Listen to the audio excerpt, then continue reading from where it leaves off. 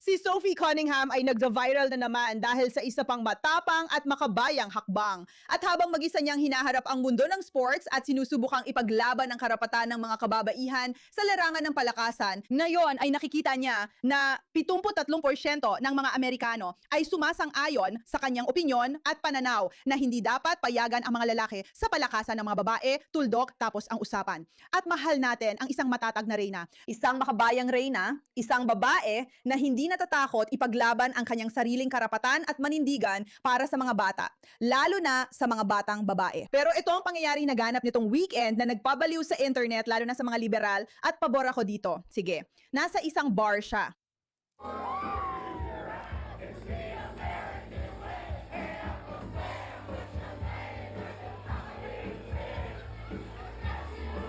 Haran. Para sa mga hindi pamilyar, kumakanta siya kagabi sa isang country bar, ang Courtesy of the Red, White and Blue ni Toby Keith, na isang kanta tungkol sa matinding pagmamahal sa bayan. Ang mga Amerikanang babae at Amerikanong lalaki ay laging tatayo at mabibigay galang. Palagi namin kinikilala kapag nakikita namin ang bandilang Amerikano na iwinawagayway. Maraming kalalakihan ang namatay para makatulog tayo ng payapa tuwing gabi kapag tayo'y humihiga. Pinag-uusapan dito kung ano ang ibig sabihin ng pagiging Amerikano at kung gaano kaka-proud. Maraming kalalakihan ang nag-alay ng kanilang buhay para makapamuhay ang mga tao ng payapa, maging Amerikano, at suportahan ang watawat. At ito mismo ang uri ng pananalita na labis na kinaiinisan ng mga makakaliwa. Dahil kapag alam ng isang tao kung ano ang gusto niyang protektahan, ipagtanggol, at kung ano ang kanyang pinaninindigan at pinaniniwalaan. Hindi mo talaga sila matatalo gamit ang mga kakaiba at magulong ideya tulad ng karapatan ng mga transgender sa sports. Ibig ko sabihin parang halata naman. Kaya ito ay isang uri ng kanta na sobrang makabaya na talagang nagpapabaliw sa mga makakaliwa. Hoy, hand! Pumirma ka sa taas ng kanyang listahan at ang estatwa ng kalayaan ay nagsisimulang itaas ang kamao niya at lilipad ang agila. Grabe, magiging impyerno ito. At kapag narinig mo si Inang Kalayaan na pinapatunog ang kanyang kampana, parang buong bansa ay bumabagsak sa'yo. Hatid ito sa'yo ng pula, puti at asul. Paiiralin ng hustisya at mag-aalabang labanan. Lalaban ng malaking aso kapag inalo mo ang kanyang hawla at magsisisi ka na ginulo mo ang US of A dahil ipapasok namin ang bota sa puwet mo. Ganyan ang estilo ng Amerikano. Mula, ito ay isang kanta tungkol sa pagkamakabayang Amerikano. Yung tipong kinakanta ng malakas ng ilang lalaki sa bar, pero para sa isang WNBA player na nasa gitna ng kontrobersya, tulad ni Sophie Cunningham, na kinakanta ito ng malakas, talagang todo bigay. Ibig kong sabihin, hindi talaga nila alam kung anong gagawin sa kanya. Tingnan mo ito. Ito ay isang video mula sa pananaw mo. Pumunta ka sa laro ng Fever at sa hindi inaasahang pagkakataon, napunta ka rin sa parehong bar kung nasaan si Sophie Cunningham.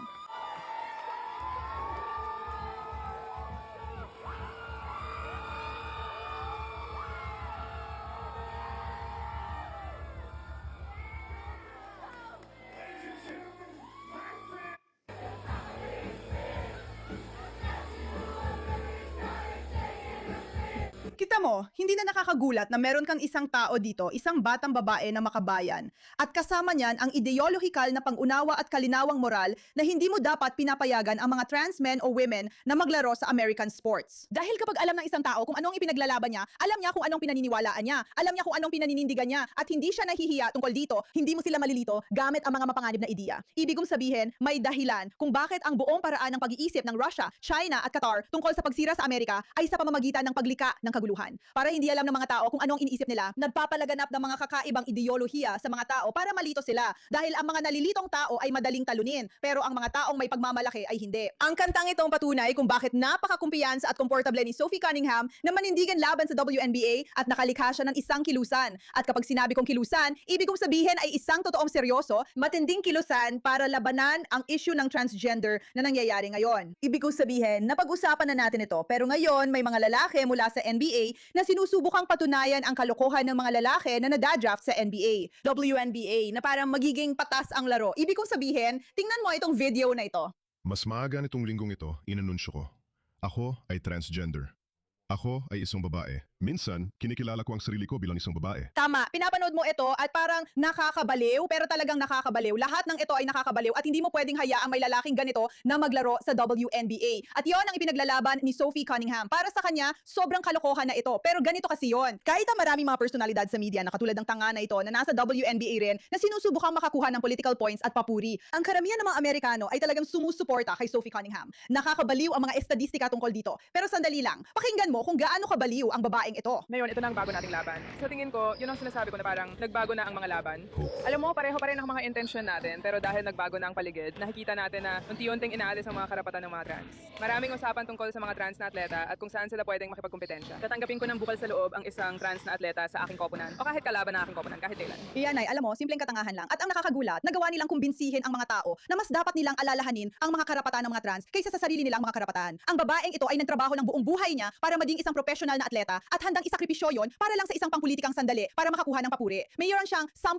milyong views. Karamihan sa mga Amerikano ay nakikita na talagang walang saysay ito. Talagang walang saysay. Pero ang mga Amerikano ay sumusuporta kay Sophie. At si Al Alki ay naroon sa lugar para masaksihan ang lahat ng kaganapan. Sa tingin ko, ang WNBA ay malinaw na sa pangalan pa lang. Dapat panatilihin natin itong para lang sa mga babae, mga biological na babae lamang. Malinaw naman ang siyensya. Bilang isang guro, hindi mahirap balikan at matutunan sa biolohiya na may dalawang kasarian lang, lalaki at babae. Hindi ito tungkol sa trans, tungkol ito sa kasarian.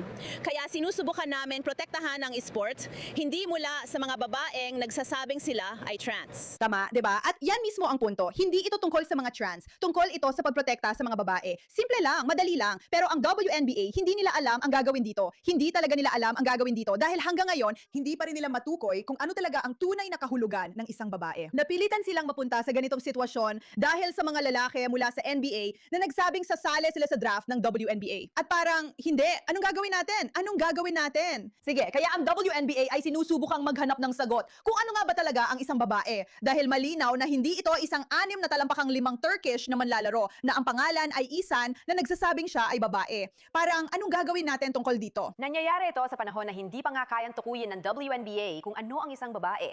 Nagtipon ang isang task force ng liga ngayong linggo para batikusin, ayon sa kanila, ang mga hindi tapat na pagsisikap ng mga taong ayaw makitang makipagkompetensya ang mga lalaki laban sa mga babae. Ngayon, ang mga dating manlalaro ng NBA na sina Enes Kanter Freedom at Royce White ay hinahamon ang mga patakaran sa eligibility na iyon. Si White pa nga ay nagbabantang magsampa ng kaso kung hindi siya mapipili.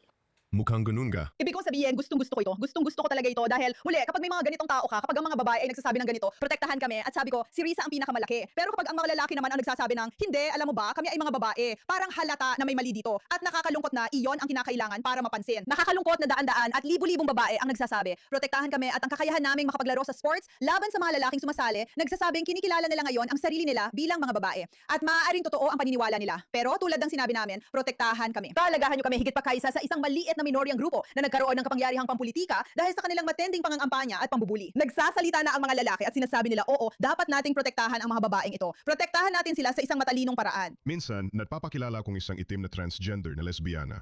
At hindi ko may paliwanag kung gaano ito nakakalaya, kahit na nakaranas ako ng maraming puot nitong mga nakaraang araw. Sa tingin ko, base sa aking mga nagawa sa larangan ng basketball, sa mga naiambag ko sa isang kuponan, at sa liga pagdating sa atletisismo at kakayahan, malinaw na kaso ito ng diskriminasyon at balak naming tahakin ang lahat ng legal na paraan na posible. Ibig ko sabihin, bakit ba may mga tao naging masama sa'yo? Bakit kanila inaatake? Isa ka lang namang lalaki na ipinapahayag ang iyong tunay na pagkatao bilang isang babae.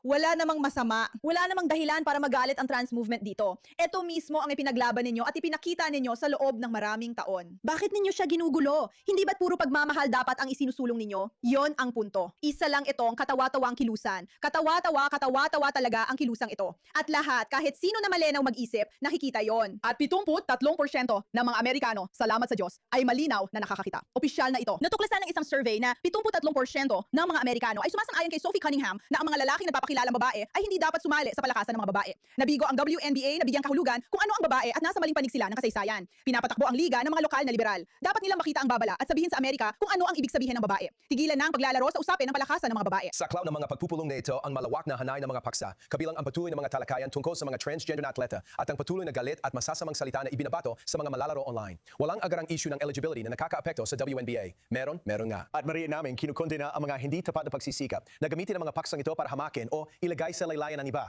Sa madaling salita, wala kaming ideya kung paano ito haharapin. Sinasabi nila na wala silang kailangang harapin na issues sa ngayon, nandyan When? o dahil kapag. Si Enes Kanter at Royce White ay nagdeklara ng kanilang pagiging karapat-dapat.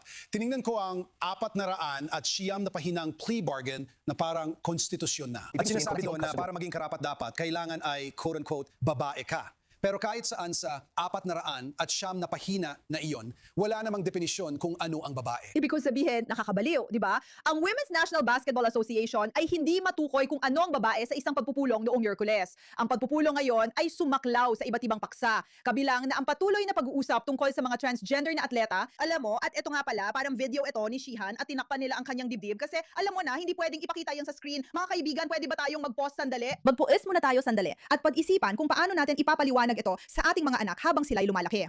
Dahil sana sa panahong iyon ay tuluyan ng itakwil ang lahat ng ito. Pero sa totoo lang, kailangan talaga nating pag-usapan ito. Sasabihin natin sa kanila, may isang babae noon. Ang pangalan niya ay Sophie Cunningham. Siya ay matangkad, siya ay blonde, siya ay malakas, siya ay makabayan, siya ay matapang, at naglaro siya ng boys basketball. At pagkatapos ay sinabi nila sa kanya na may mga lalaki na gustong magpanggap na babae at gusto nilang makipagkumpetensya sa kanya. At sinabi niya, sa tingin ko, masama yon dahil delikado yon para sa akin. At kinamuhian siya ng buong mundo habil doon. Hanggang sa punto na ang mga lalaking 6 na talampakan at 5 pulgada ang taas ay kailangang magpanggap na gusto nilang maging babae para subukang ipagtanggol siya laban sa lahat ng kaguluhang ito.